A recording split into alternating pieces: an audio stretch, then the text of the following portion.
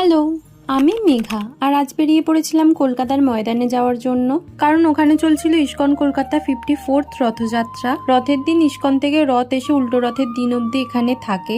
আমি তো ভেবেছিলাম একদম প্রথম দিনেই আসবো, কিন্তু নানা কাজের চাপে আর আসা হয়নি, তাই আজকে ছিলাম। আর আজকে ওখানে গিয়ে জানতে পারলাম এই ইস্কনের রথযাত্রাকে নাকি পুরীর পরে ওয়ার্ল্ডের সেকেন্ড লার্জেস্ট রথযাত্রা বলা হয়। ওখানে পৌঁছেই আগে 3টে রথ যেখানে ছিল চলে গেছিলাম সেখানে, আর তারপরে 3টে রথের চারিদিকে ঘুরে নিয়েছিলাম। তারপরে চলে গেছিলাম সোজা একদম মন্দিরের ভিতরে। আমরা যে টাইমটায় গেছিলাম গিয়ে দেখলাম তখন সবে জগন্নাথ দেবের আরতি শুরু হচ্ছে।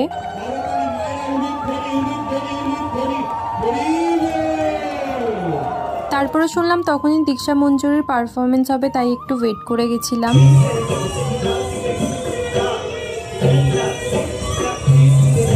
তারপরে বেশ কিছুক্ষণ ওখানে থাকার পরে ওখান থেকে বেরিয়ে পড়েছিলাম আবার বাড়ি ফেরার জন্য। অনেকদিন পরে বেশ অন্যরকম একটা সুন্দর সন্ধ্যা কাটালাম। তারপরে একটা আইসক্রিম খেয়ে বেরিয়ে পড়েছিলাম বাড়ি ফেরার জন্য। আর এই মিনি ব্লগটা ভালো লাগলে অবশ্যই একটা লাইক করে দিও আর চ্যানেলটা সাবস্ক্রাইব করে দিও।